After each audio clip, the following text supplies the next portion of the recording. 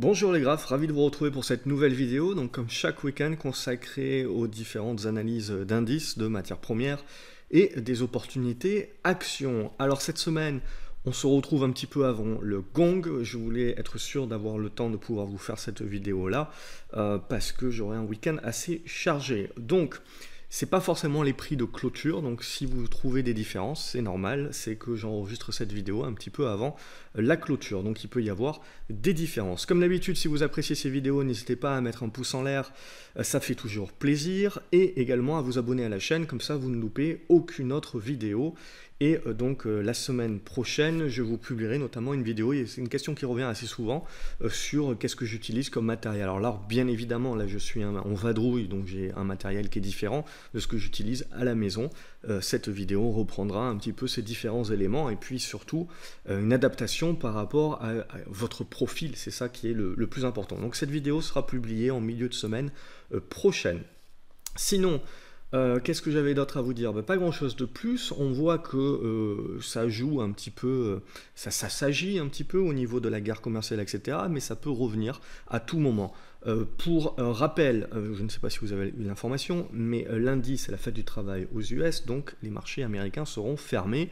Bien évidemment, si Trump a envie de remettre un coup, il peut en profiter parce que ça n'impactera pas trop ses marchés, en tout cas pas le lundi, et le mardi, à la limite, il peut redire un truc sympa, comme ça, il n'y a que les Européens qui vont baisser, et les Américains arriveront à compenser. Bon, c'est un petit peu théorie du complot, mais c'est juste pour rigoler par rapport justement au fait que, clairement, les marchés continuent à être piqués. C'est un petit peu, c'est du Pavlov, hein, donc c'est un petit peu maintenant, dorénavant, Trump s'est rendu indispensable, donc bravo à lui. Donc dorénavant, il faut faire attention à tout retour de la volatilité, et surtout, ce à quoi il faut faire attention, c'était qu'encore la semaine dernière, tout le monde était négatif, y compris moi, et en milieu de cette semaine, en fait, on a eu une jolie construction qui nous a permis d'aller voir beaucoup plus haut, et du coup j'ai attendu, j'ai patienté avec mon PX4, mais concrètement, je ne change pas mon fusil d'épaule sur l'aspect de prudence, je continue à être acheteur sur pas mal de dossiers, mais je continue à être très prudent, mais prudent avec des liquidités. Et après, donc on verra. Donc j'ai décidé de ne pas prendre le BX4 en over weekend, ça sert à rien.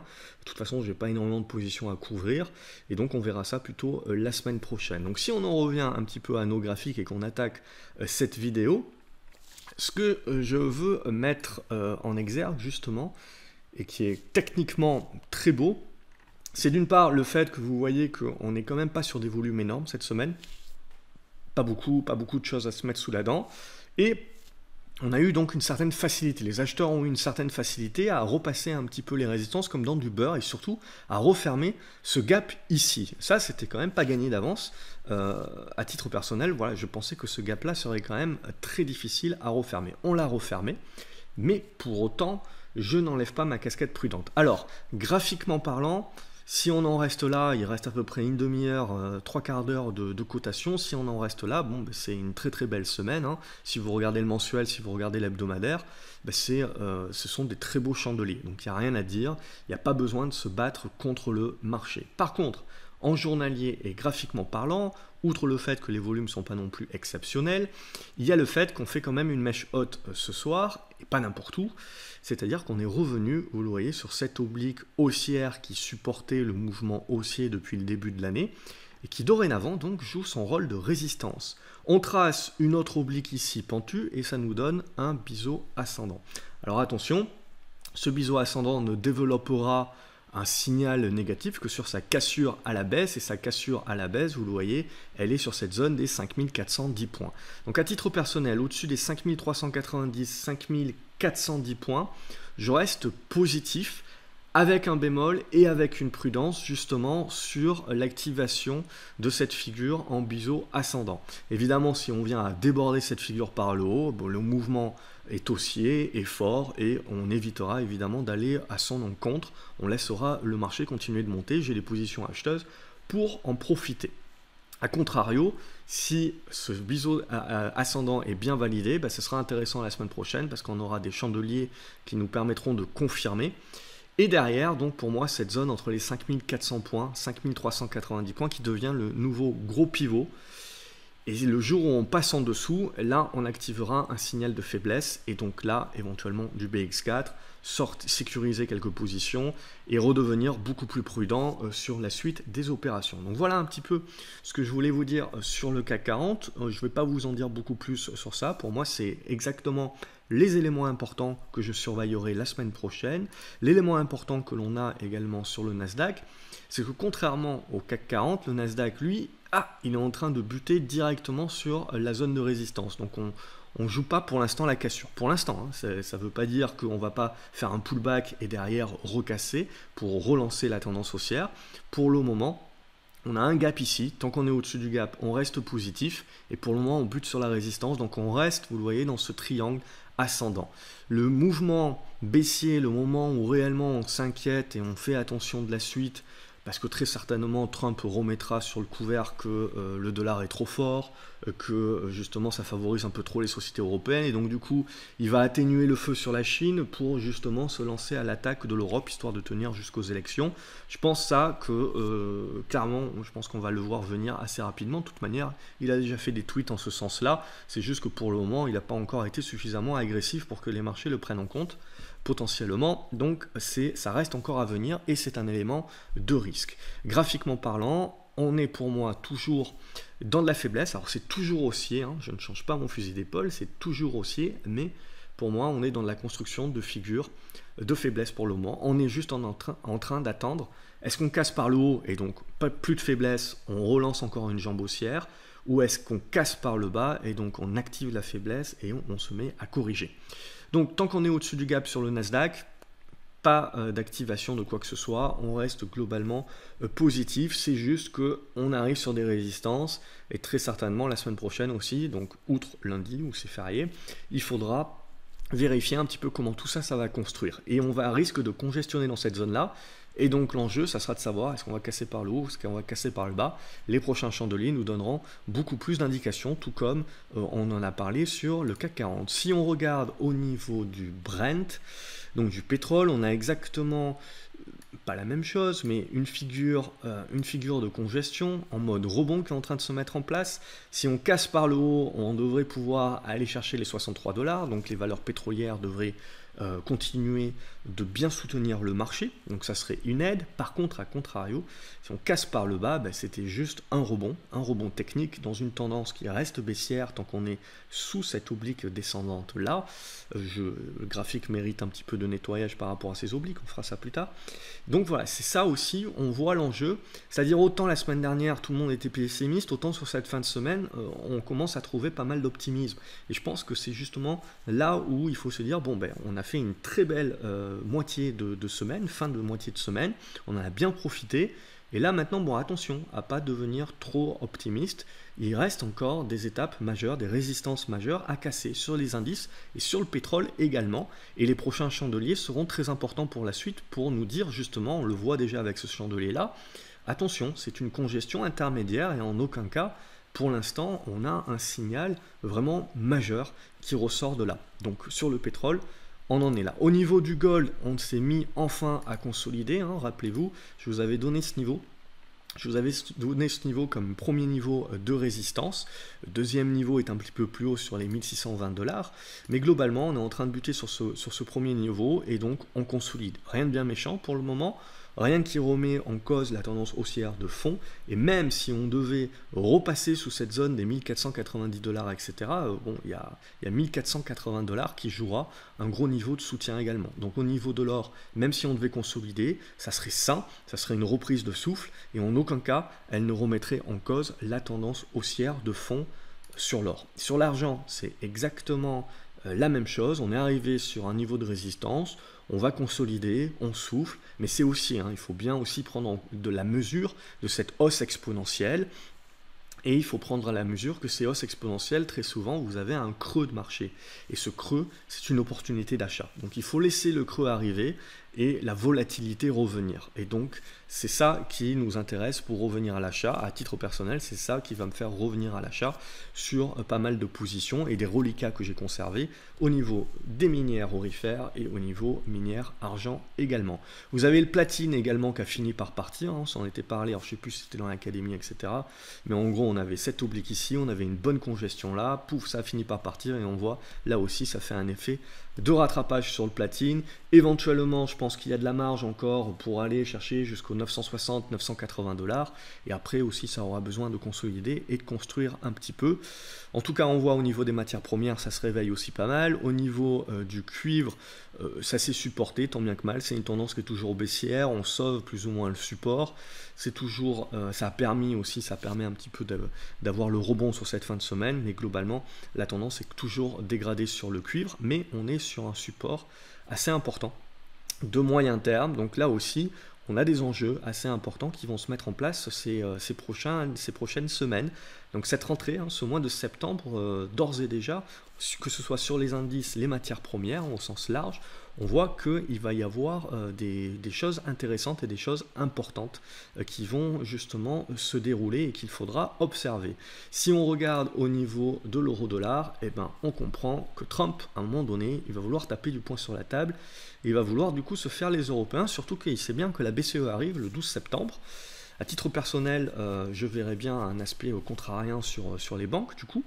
Mais du coup, la BCE arrive, et la BCE arrive avec ce qui est anticipé comme étant de nouvelles mesures. Donc bien évidemment que ça risque éventuellement de nous faire casser le biseau descendant par le bas, à moins que Trump commence à taper du poing sur la table, et potentiellement du coup que ça nous fasse réagir sur le bas de ce biseau. En tout cas, à ce moment précis, on est toujours dans le biseau descendant, on est en train de jouer avec le bas, et ce qu'il faut bien se dire, c'est autant ce biseau descendant, moi j'aurais plutôt tendance en pure anticipation à me dire c'est plutôt un biseau qui sera cassé par le haut. A contrario, s'il est cassé par le bas, il créera un creux de marché assez rapide où je pense qu'on reviendra assez rapidement vers la zone des 1,07. Et ça, bien évidemment, Trump n'appréciera point.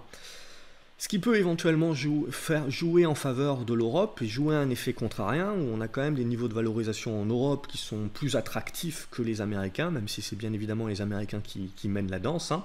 Mais potentiellement, on peut aussi, en mode purement contrarien, donc c'est-à-dire en mode purement hypothèse et anticipé à ce moment-là, se dire qu'à un moment donné ou à un autre, il peut y avoir quand même des encours qui se débordent du marché américain vers le marché européen et également vers le marché asiatique. Je parle surtout marché chinois, marché coréen, marché vietnamien. On en a parlé dans l'académie, notamment beaucoup plus en détail sur les enjeux qui sont potentiellement en train de se mettre en place et donc également des aspects contrariens sur tout un tas d'indices en mode anticipé et en attente de signaux. Voilà donc au niveau des indices, on va passer directement, et des matières premières, on va passer directement aux différentes actions. Sur Air France, pas grand chose de plus à se dire que la semaine dernière, il y a toujours cette oblique là qu'il faut casser par le haut, pour l'instant on n'y arrive toujours pas, vous cassez par le haut et on a un nouveau signal pour aller chercher un petit peu plus haut, sinon si on vient à travailler cette zone ici, notamment des 9,90 € et qu'on casse par le bas, on aura une phase de consolidation qui se mettra en place. Au niveau d'Aquel, un petit peu de prudence sur le secteur automobile. Alors, on a bien tenu l'oblique que j'ai ajusté, on a bien tenu cette autre oblique-là, et donc du coup, là aussi, on fait une espèce de mini biseau descendant qu'il faudra casser par le haut pour relancer la tendance haussière sur Aquel, en tout cas une tentative de retournement haussier. Le bémol, c'est bien évidemment qu'à un moment donné ou un autre, on ne sait pas quand Trump tapera sur l'automobile, évidemment ça ne fera pas plaisir. Donc l'automobile, je dirais, on a un bon rebond, on a des bonnes configurations sur Renault, sur Peugeot, il y a des bons rebonds qui se mettent en place. Maintenant, il faut faire attention, du jour au lendemain, on sait que Trump peut taper du poing sur la table et ça peut bien évidemment casser toutes les bonnes configurations et toutes les bonnes velléités de retournement et de rebond sur le secteur automobile d'une manière très rapide. Donc il faut adapter les tailles de position par rapport à ce risque pour le prendre en compte. Du coup, comme on a rassuré cette fin de semaine sur la guerre commerciale et compagnie, et ben, tout ce qui est valeurs métaux qui sont très sensibles donc, du coup, au côté cyclique, eh ben, elles ont bien rebondi. ArcelorMittal, Imerys, Eramet et donc également Aperam.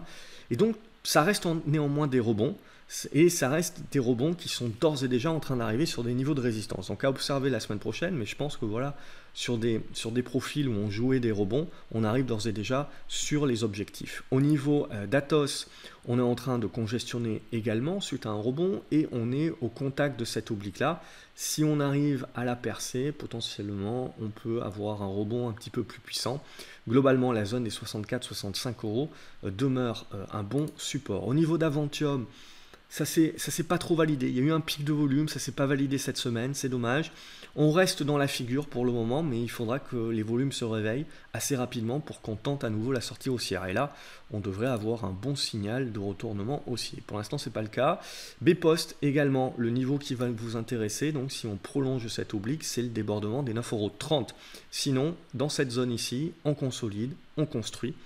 Et on se cherche et on est en attente. Sur débordement des 9,30 €, on peut renforcer, voire je prendrai éventuellement une première position. Alors j'ai pas de position pour le moment, donc ça ne sera pas du renforcement pour moi. Mais si vous avez pris la première position quand on en parlait ici, éventuellement sur la cassure là, on peut accumuler.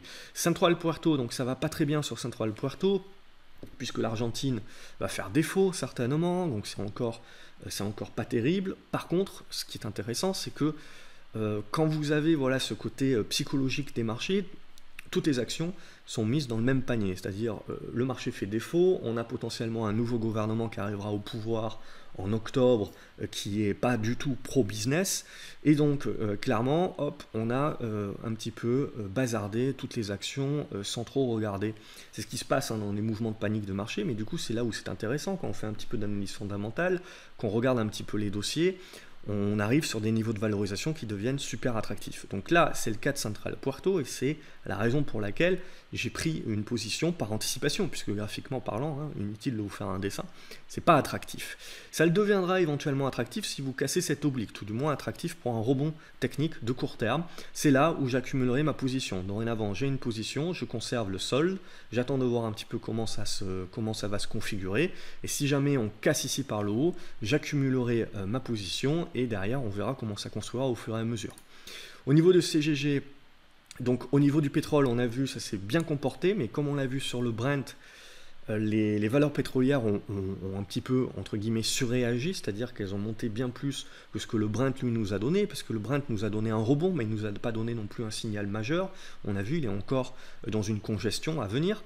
Donc, il faut quand même rester un petit peu prudent si jamais le pétrole, si jamais les peurs venaient à revenir, le pétrole cassé par le bas, les valeurs pétrolières, parapétrolières, évidemment, consolideraient au prorata.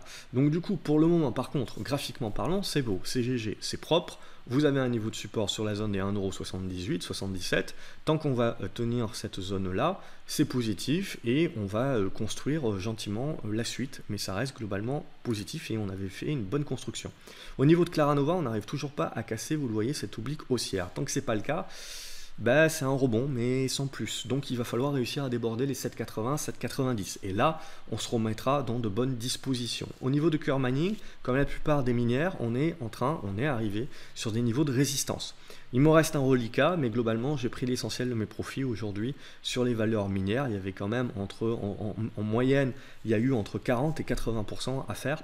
Donc c'était quand même pas rien, il ne faut pas cracher dessus. Maintenant, on va attendre, on est sur résistance, j'attends éventuellement une consolidation, voire une correction, et on verra comment ça construira, si ça nous fait une figure, etc. Bref, pour pouvoir revenir à plus moyen long terme sur les minières, puisque très certainement l'engouement n'est pas terminé. Les bancaires aussi ont bien résisté cette fin de semaine. C'est un petit peu le jeu contrarien de la BCE, de dire est-ce que la BCE fera un geste pour les banques le 12 septembre. Si elle ne le fait pas, ça serait moche. Si elle le fait, ça pourrait aider les bancaires, et les bancaires pourraient aider la confiance sur les marchés, et donc cette confiance pourrait aider les indices.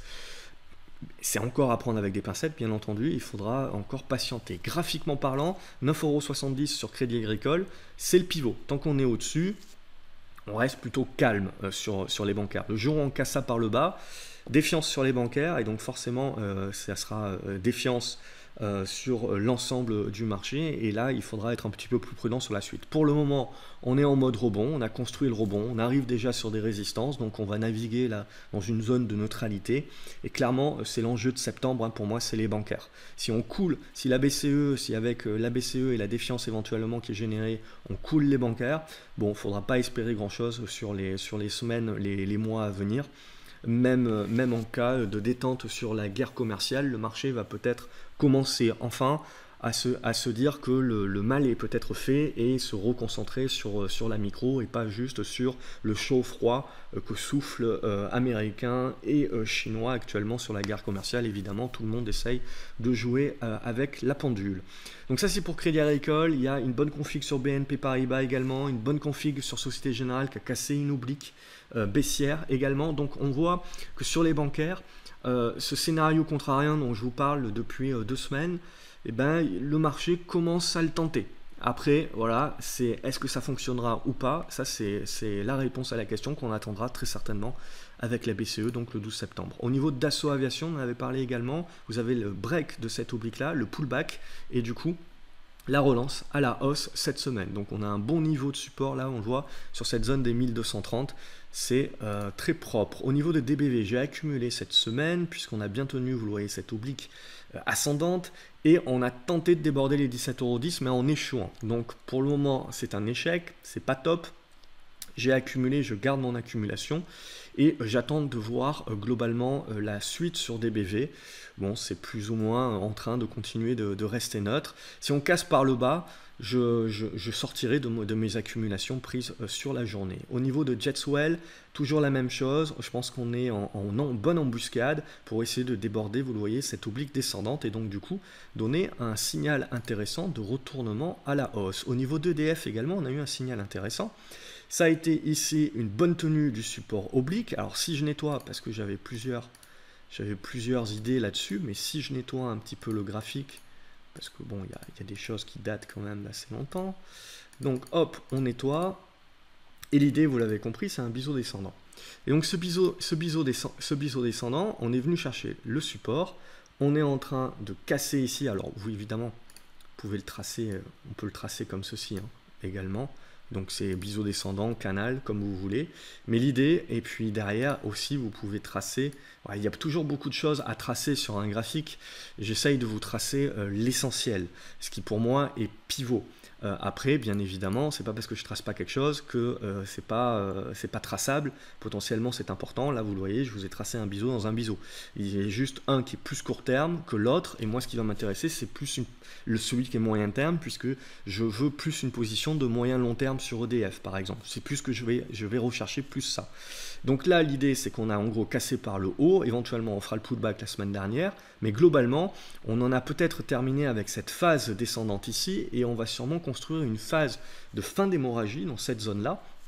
Et du coup, ça va devenir très intéressant sur les prochaines semaines EDF, parce que ça peut revêtir un rôle défensif et potentiellement spéculatif avec toujours les histoires autour du nucléaire, ce que décidera le gouvernement éventuellement.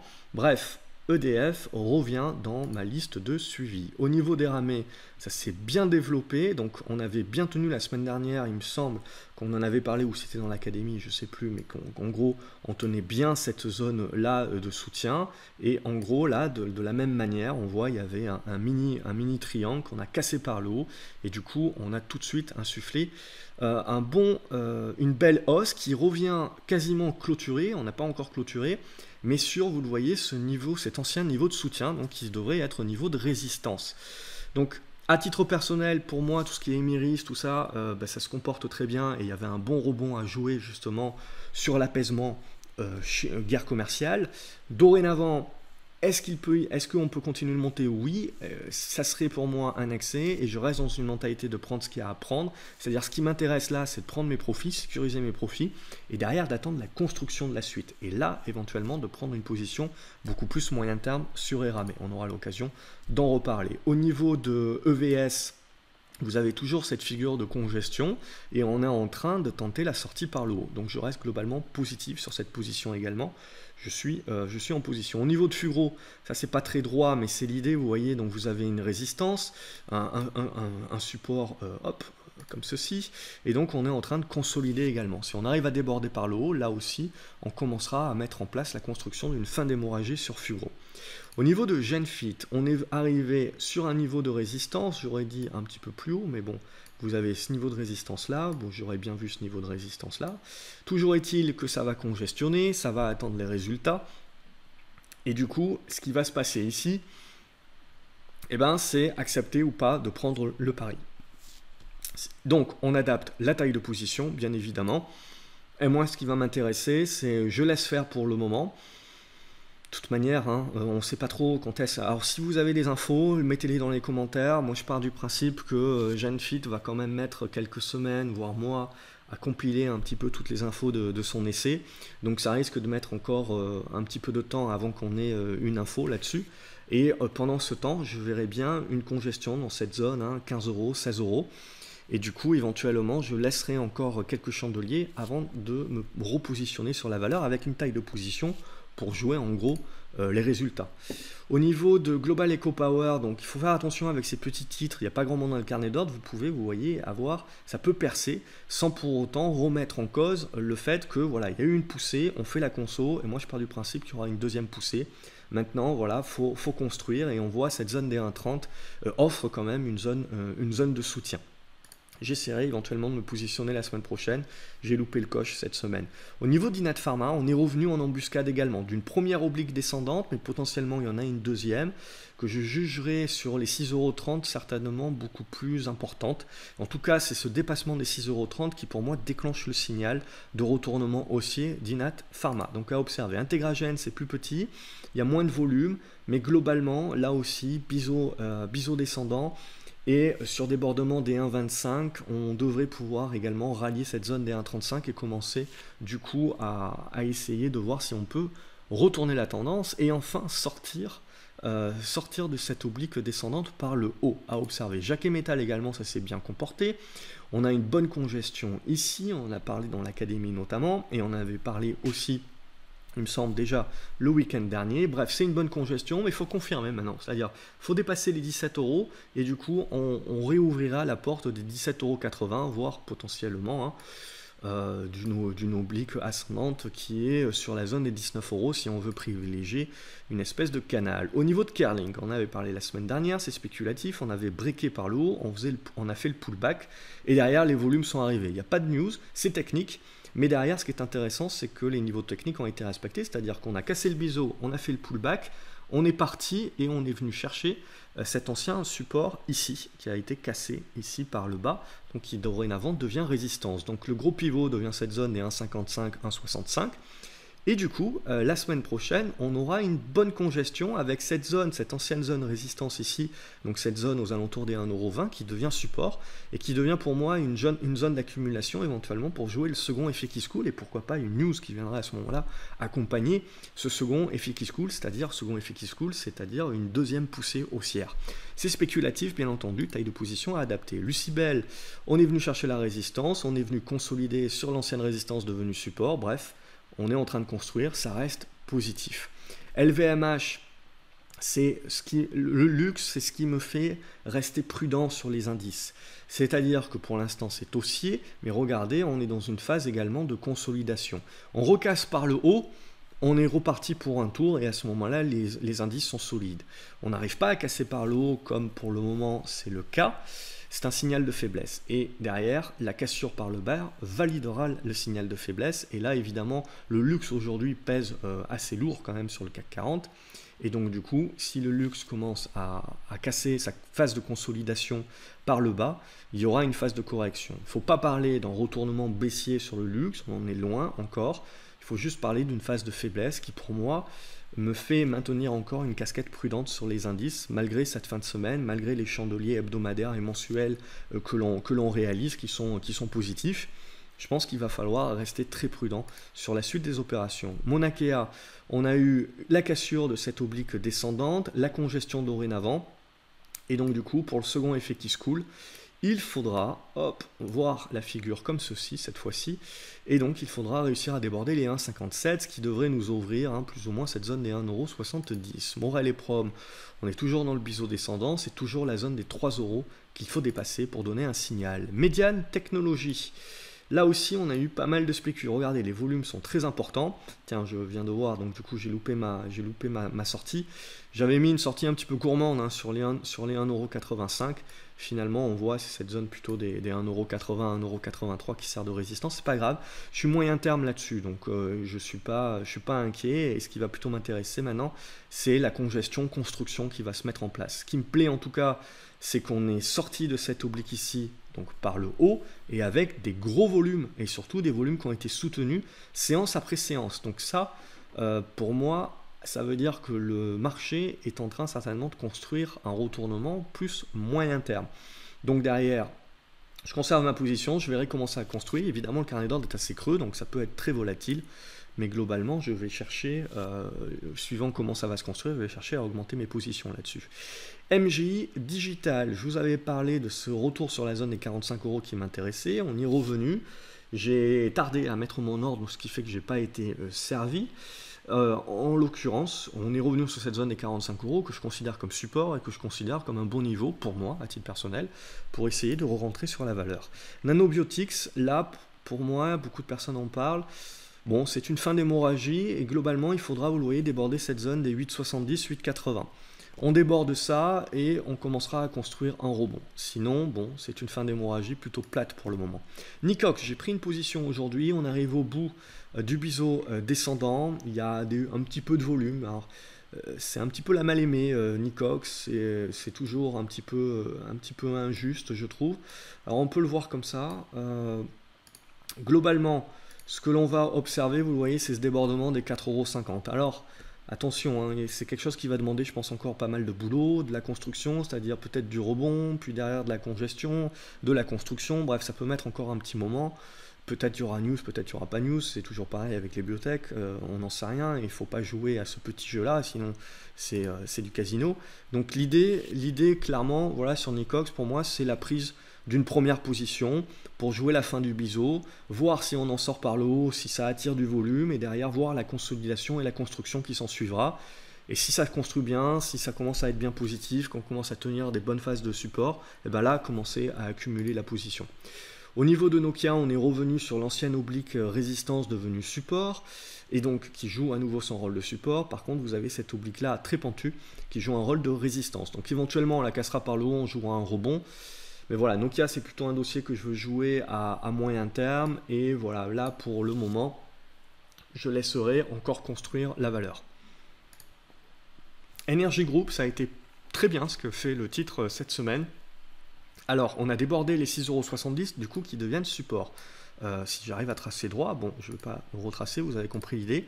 Donc pour moi, cette zone des 6,70 €, c'est ma zone d'accu dorénavant. Là, je ne vais pas chercher à pourchasser le titre. Éventuellement, on peut aller chercher les 7,20 €. Mais moi, ce qui va surtout m'intéresser, c'est quand il va consolider. Et c'est dans cette consolidation-là que je vais chercher à accumuler. Là, je le laisse vivre, j'ai ma première position. Ce qui me plaît, c'est que voilà, on est en train de construire la fin d'hémorragie et la figure de retournement à la hausse avec une résistance à 7,20 € et une première résistance à 7 € qu'on est en train plus ou moins de percer. Mais pour moi, c'est pas celle-ci qui est vraiment importante, c'est celle-ci. Et là, c'est plutôt ce qui va être important pour moi, c'est plutôt la consolidation, la congestion, et donc du coup ma capacité petit à petit à pouvoir accumuler la valeur. En co-design, rien de bien nouveau, toujours à déborder ces 7,70 €, 8 €. Au niveau de Antex, on est arrivé sur résistance. Bah tiens, voilà, le marché valide. Donc j'avais loupé une position sur ce retour là, sur cette zone là des 13,70 € pour justement jouer ce retour sur cette oblique descendante. Donc on arrive pour l'instant en but dessus. Ce qui va m'intéresser, c'est ce qu'on va construire là maintenant, cette congestion. Farnext, voilà, c'est le jeu hein, au niveau des biotech. Malheureusement, vous pouvez du jour au lendemain vous taper une mauvaise nouvelle et peu importe la configuration, vous prenez cher. Donc c'est la sanction. Donc là, en l'occurrence, Farnext, à mon avis, ils devront faire une augmentation de capital, peut-être pas tout de suite, mais ils auront besoin de fonds de toute manière, c'est du délai, donc retard, hein, donc c'est-à-dire refaire une phase 3, bah, c'est du retard, c'est du délai, et c'est des coûts supplémentaires. Donc éventuellement, bon, ils ont pas mal de choses dans les caisses encore, Je pense que ça peut leur permettre de rassurer en disant qu'ils n'ont pas encore besoin d'argent tout de suite. Mais voilà, c'est quand même du délai et donc évidemment ça, les marchés, ils apprécient pas. Surtout dans une période assez défiante vis-à-vis des biotech, on le voit. Donc globalement, on a ouvert, on a gapé directement en dessous de l'ancien biseau descendant et le rebond technique qu'on a fait en début de séance, eh ben, on l'a fait pile poil en mode pullback en dessous de ce biseau descendant. Donc en dessous, clairement, il n'y a rien à espérer sur FanNext. À titre personnel, j'ai pris une position spéculative pour jouer le rebond technique, mais voilà, pas plus que ça. Clairement, à aujourd'hui, je ne vais pas tenter plus qu'un rebond technique là-dessus. Éventuellement, il y a une zone à 7 €, 6,90 € qui est une zone d'accumulation pour jouer un rebond technique, mais voilà, je ne vais pas être plus gourmand là-dessus. Pierre et vacances, passe rien, il n'y a pas de volume. Globalement, c'est toujours neutre. Il faudra dépasser les 16,80 €, 17 € pour avoir un signal. Plastivaloir, on a eu des résultats intéressants. On a gapé directement au-dessus de la résistance du biseau descendant. Donc tant qu'on reste au-dessus, on reste positif en mode pullback. Par contre, voilà, on voit ça rame un petit peu. On sent bien que voilà, les résultats sont pas mauvais, même pour dire bon. Les marchés ont certainement exagéré la baisse. Par contre, les marchés ne font pas de rattrapage parce que ils ont toujours peur que du jour au lendemain, on tape sur l'automobile européenne. Donc du coup, ça reste plutôt, on voit, prudent. Et en construction. Donc je laisse construire pour le moment et on verra. Si ça déborde évidemment les 6,40 €, on devrait pouvoir revenir sur ces 6,80 €. Poxel, je trouve que la congestion devient intéressante. Alors là aussi, on va me dire que mon graphique est un peu surchargé, mais tout est important et donc il faut voir par étapes. Première étape, donc c'était ce premier biseau descendant, on l'a cassé par le haut, on est venu chercher la deuxième oblique du biseau descendant, c'est-à-dire un biseau dans un biseau. Et derrière, on est venu en mode pullback sur l'ancienne résistance devenue support.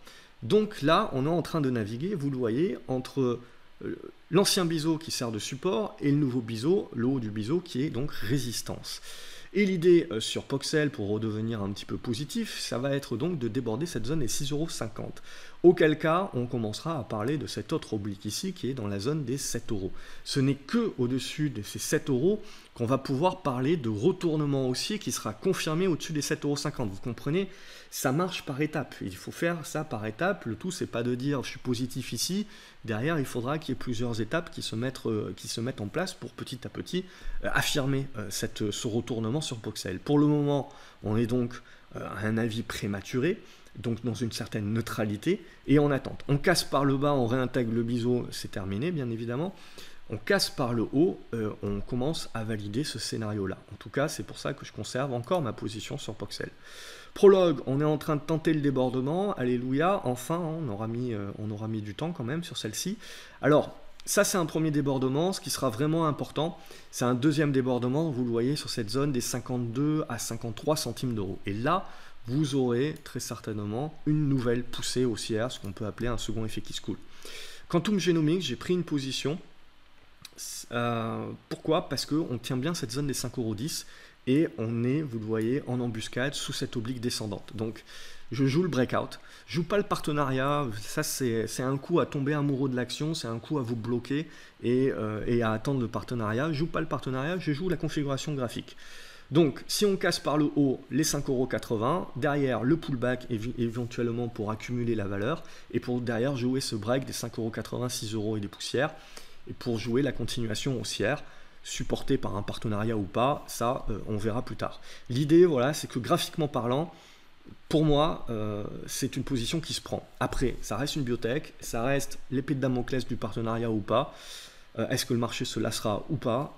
C'est la question. En tout cas, je trouve que le ratio gain-risque est plutôt bon. C'est-à-dire que si on passe sous les 5,10 €, 5 €, bon ben voilà, j'abdique sur la position et on reviendra éventuellement plus tard. En tout cas, là, je pense qu'on a une configuration qui est assez intéressante pour jouer le breakout. Recticel également, on est revenu sur ce support oblique qui était la résistance. Et vous le voyez, on a une sorte de biseau descendant. Et donc là, ce que l'on peut avoir éventuellement, c'est qu'on peut tracer également une résistance horizontale sur laquelle on a buté. Donc on voit en fait un niveau de résistance sur cette zone des 7,40 €. Donc à dépasser pour pouvoir se remettre dans de bonnes dispositions pour jouer à nouveau la reprise de la tendance haussière. Sinon là, voilà, on est assez neutre, on a trouvé le support, maintenant on construit, et derrière, il faudra breaker par le haut ou par le bas pour donner la suite. Sanofi, c'est très positif, c'est défensif, on arrive sur des niveaux de résistance. Ma foi, je conserve ça en portefeuille long terme, hein, c'est propre. Showroom privé aussi, on est arrivé sur un niveau de résistance, hein, la zone des 1,30, 1,32, avec moyenne mobile 50, on voit que ça s'est dégagé un petit peu. Par contre, ça n'enlève rien au fait que ce qui est au-dessus des 1,15€, 1,17€, je vais rester positif sur la congestion qui va se mettre en place. Il faudra observer comment ça va se mettre en place, cette congestion. Si on recasse par le bas, évidemment, scénario caduc. Par contre, si ça consolide bien, ça congestionne bien, on reste au contact de cette zone des 1,30, je pense que sur débordement de ces 1,30, il y a moyen de retrouver la zone des 1,40, voire la zone des 1,55, 1,60 derrière, en mode rebond. Au niveau total, donc on a suivi, on a continué à faire le rebond, du coup ça aide bien évidemment le CAC 40. Par contre, c'est ce que je voulais vous dire, bon je vois que là le marché a déjà fait la mèche, mais en gros c'était ce que je voulais vous dire, de pas omettre que ça reste pour l'instant un rebond qui est fort parce qu'il est au prorata de la baisse que Total a connue. Mais ça ne remet absolument pas en cause la dégradation sur Total. Et donc voilà, méfiance, je veux dire, Total a fait un bon rebond, elle va certainement consolider, rester dans cette zone-là, et derrière elle décidera soit de casser par le haut pour aller chercher cette zone des 46€, soit de casser par le bas pour revenir sur cette zone des 42€. Mais en gros, plutôt une construction derrière qui va se mettre en place, et une hausse qu'il faut prendre pour le moment avec des pincettes et comme un rebond à ce stade-là. Total Gabon, les résultats n'ont pas trop plu, on réintègre cette oblique-là, c'est dommage. Voilà, bon, au-dessus des 129€, je reste globalement positif. Peut-être qu'on ira refermer ce gap hein, à un chouïa près. Après, c'est une valeur de fonds de portefeuille. Vous avez du dividende. Le dividende n'est pas remis en cause. Et globalement, c'est une valorisation qui est attrayante. Donc, il y a une certaine marge de sécurité quand même. Donc, pour moi, voilà, je ne m'offusque pas. Si j'étais technique, si j'étais court terme, je m'offusquerai de ce chandelier-là. Si j'ai un horizon long terme et que je suis là pour avant tout du fondamental et j'ai quelque part du dividende qui me couvre, et une certaine marge de sécurité sur la valorisation, ben je conserve. Donc c'est bien aussi là la compréhension quand je vous explique certaines actions, qu'est-ce que je fais, etc. C'est comprendre que potentiellement je suis en train de vous expliquer un trade court terme et que vous, si vous êtes long terme, ben forcément vous avez peut-être une vue différente. Donc c'est pour ça que également dans les commentaires, n'hésitez pas, que ce soit sur des titres que vous suivez, dont je ne parle pas puisque je ne peux pas parler de tous les titres ici, n'hésitez pas à partager ces titres-là avec le reste de la communauté dans les commentaires, et puis sur des titres aussi, si vous avez des analyses différentes, un point de vue différent, parce que vous avez un horizon de placement qui est différent, ben, n'hésitez pas également à le partager. Ça permet de rendre tout ça bien exhaustif, et puis ça aide tout le monde aussi qui a différents profils. Hein. C'est le plus dur quand on fait une vidéo comme ça assez publique. Sur l'académie, c'est là où je peux prendre plus de temps pour justement rentrer plus dans les détails par rapport aux différents profils. Mais là, sur quelque chose qui est public, c'est que forcément, vous entendez les choses d'une oreille différente suivant votre profil. C'est tout à fait normal. C'est à prendre en considération. Valeo, pour moi également, donc à long terme, c'est niet pour le moment. Par contre, à court terme, on voit, on est revenu sur un support horizontal, on fait un rebond. Mais voilà, on fait un rebond qui revient sur cette résistance des 25,15€. Passera pas. Même si ça passe, il y a des résistances qui sont pas très loin sur les 26€. Bref, il y a encore du boulot sur Valeo et c'est un rebond technique à ce stade-là. Valorec également, on rebondit bien avec les pétrolières. Et le gros morceau, là, bon, j'avais entrevu déjà le niveau des 2,55€. Donc 2,53€, 2,55€. Pour l'instant, on voit qu'on n'arrive pas à passer. Si jamais ça passe, il y aura quand même un deuxième gros morceau sur le niveau des 2,65€. Donc voilà, avant de parler de relance haussière. Je pars du principe pour moi que c'est un rebond dans une tendance là, en hypothèse de travail, en biseau descendant. Et voilà, quelque chose qui va construire encore pendant un petit moment, je pense. Et Verimatrix, donc toujours très positif. La semaine dernière, on s'était parlé de cette oblique et du fait qu'il fallait la casser à la hausse pour justement valider une relance du second effet qui se coule et donc une relance, en l'occurrence troisième effet qui se coule, et une relance du retournement haussier. C'est ce qui s'est passé cette semaine, donc c'est toujours positif sur Verimatrix. On est toujours en train de construire et le gros morceau est toujours sur 2,20€. Il y a un morceau intermédiaire là sur les 2,07€. Vous avez le gros morceau pour moi qui est sur les 2,20€ et après on parlera de cette oblique ici qu'on aura l'occasion de revoir si on commence à casser les résistances. Voilà pour cette vidéo cette semaine. Comme d'habitude, j'espère que ça vous a plu. N'hésitez pas à mettre un pouce en l'air si tel est le cas. Ça me fait toujours plaisir. À vous abonner à la chaîne pour ne rien louper. La semaine prochaine, on parlera justement de mon setup de trading et de qu'est-ce que vous devez privilégier selon votre profil. Et également, je continue à vous préparer un gros article sur déflation, inflation et métaux. Quelque chose que je trouve qui sera certainement très intéressant sur les années à venir. Peut-être pas pour tout de suite, mais sur les années à venir, c'est quelque chose sur lequel voilà, il faut déjà avoir un petit peu une vue pour se préparer pour quand le moment sera venu, avoir son plan déjà en place pour être réactif. Voilà, je vous souhaite un excellent week-end. Je vous dis à lundi sur graphcobourse.fr, même si ça sera certainement une petite séance sur le CAC 40, puisque les Américains seront fermés, quoique ça pourra être volatile, tout du moins. Et voilà, je n'ai pas plus à vous dire. N'oubliez pas de vous abonner à la chaîne, comme ça vous ne loupez rien. Je vous dis à lundi. Bon week-end. Salut les graphes.